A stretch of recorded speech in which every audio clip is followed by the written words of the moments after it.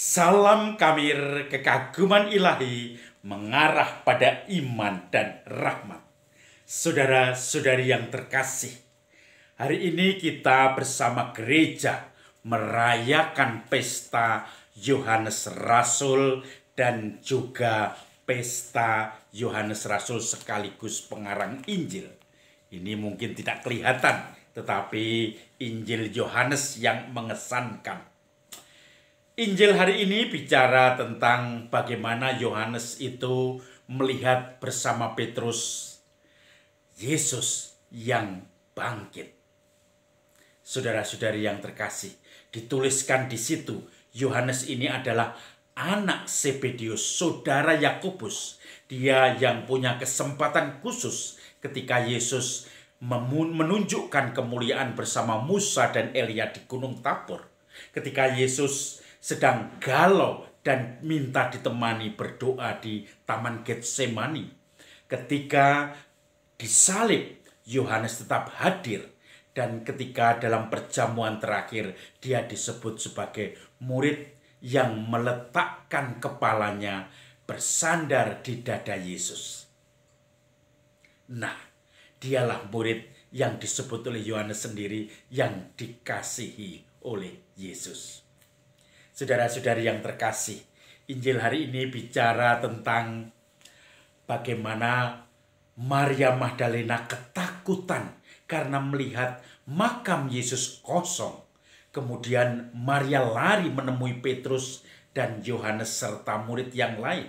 Dia berteriak-teriak, "Mayat jenazah guru kita diambil orang, tidak saya temukan di makam itu."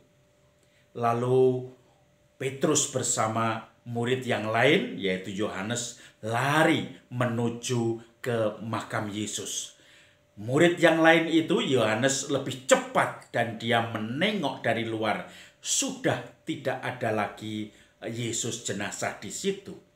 Kemudian Petrus menyusul dan Petrus masuk menjenguk ke dalam makam. Dan di situ kain peluh sudah terlipat di agak ke samping. Kain kafan sudah juga terlipat, tidak ada lagi jenazah Yesus. Lalu murid yang lain yaitu Yohanes itu masuk, melihat semua dan percaya. Gaya bahasanya Yohanes ini sangat menarik.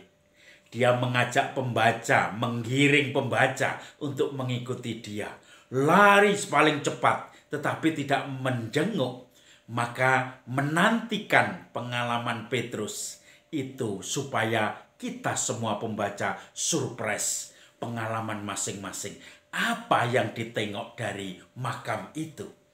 Lalu begitu Petrus masuk dan diceritakan keadaannya, dia juga ikut masuk.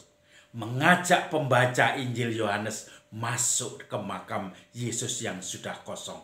Dan Yohanes percaya, kalau kita pembaca, up to you, it's take it or leave it. Kalau kamu mau percaya, ambil. Kalau tidak, leave it, tinggalkan.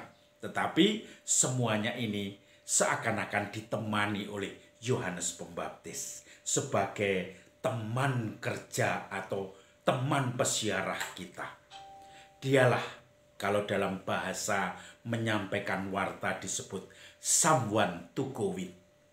Seseorang yang selalu menemani kita bersiarah, berjalan untuk mencari makna kehidupan yang bersama-sama dengan kita, membantu kita mencerna semua peristiwa-peristiwa yang kita alami.